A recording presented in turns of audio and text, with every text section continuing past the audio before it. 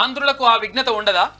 తెలుగు ఇది ఎక్కడి అది ఆర్కే కొత్త పలుకు. అచ్చా ఒకసారి చూద్దాం. తెలుగునాట అధికార ప్రతిపక్ష నాయకులు జాతీయ స్థాయిలో నాయకులు కూడా అర్ధ సత్యాలు అసత్యాలతో ప్రజలను ఊదరగొట్టారు. ప్రధాని మోడీ తెలంగాణపై ప్రత్యేక దృష్టి కేంద్రీకరించడం ఈ ఎన్నికల్లో విశేషం. గత ఎన్నికల్లో తెలంగాణలో అనూహ్యంగా 4 సీట్లు గెలుచుకున్న బీజేపీ ఇప్పుడు మెజార్టీ స్థానాలు కైవసం చేసుకోవడానికి ఉవ్విల్లూరుతుండగా అధికార కాంగ్రెస్ ఆధిపత్యం నిలుపుకునే ప్రయత్నం చేస్తుంది.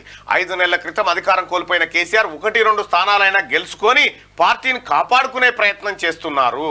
ఇక శాసనసభ ఎన్నికల్లో ఓడిపోయి 5 నెలలైనా వాస్తవంలోకి రాకుండా తెలంగాణను పాలించే సమర్థత తనకు మాత్రమే ఉందన్న భ్రమంలో ఉన్న కేసీఆర్ బహిరంగ సభల్లో కూడా అదే విధంగా మాట్లాడారు. కేవలం 5 నెలల వ్యవధిలో తెలంగాణ రాష్ట్రం సర్వనాశనమైందని ప్రచారం చేయడం ఆయన అతి విశ్వాసానికి నిదర్శనం. ఇటీవల ఆయన చేస్తున్న వ్యాఖ్యలను బట్టి కేసీఆర్ లో అహంభావం తొలగిపోలేదని తెలుస్తుంది. నేను చెప్తానేనా ఇంకా ఫకర్ తగ్గలేదని. తెలంగాణలో ఈ ఎన్నికలు రాజకీయ పార్టీలకు కీలకం కాగా ఆంధ్రప్రదేశ్లో ఈ ఎన్నికలు ఆ రాష్ట్ర భవిష్యత్తు నిర్ణయించబోతున్నాయి. తమ పిల్లలకు మంచి భవిష్యత్తు కావాలో తాత్కాలిక తాయిలాలతో సంతృప్తి పడిపోవడమో అన్నది తేల్చుకోవాల్సిన బాధ్యత ఇప్పుడు ఏపీ పౌరులపై ఉంది. రాజ్యం వీరభోజ్యం అన్నట్టుగా జగన్ పాలన సాగింది. రాజకీయ ప్రత్యర్థులు మాత్రమే కాదు, ప్రభుత్వ చర్యలను తప్పుపట్టిన వారు కూడా వేధింపులకు నిర్బంధాలకు గురయ్యారు. జగన్ మళ్ళీ అధికారంలోకి వస్తే ఆంధ్రప్రదేశ్ పరిస్థితి ఏమిటో అన్న ఆందోళన కలగక మానదు. ఏపీ విడిపోయి 10 ఏళ్ళు అవుతుంది. ఇప్పటికి రాజధాని అంటే ఇది అని చెప్పుకోలేని దుస్థితి కల్పించిన జగన్ను నెత్తిన పెట్టుకోవాలా లేదా అన్నది ఆంధ్రులు ఆలోచించుకోవాలి.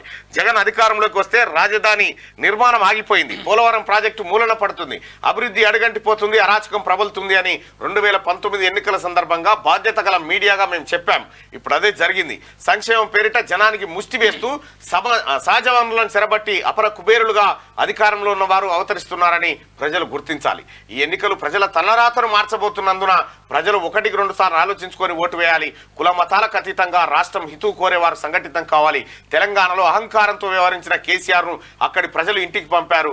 ఆంధ్రప్రదేశ్ ప్రజలకు ఆ మాత్రం విజ్ఞత ఉండదా అని చెప్పి ఆర్కే కొత్త పలుకు. ఇక్కడ అధికారంలో పంపించేసి అక్కడ అధికారంలో ఎప్పుడు పంపిస్తారు?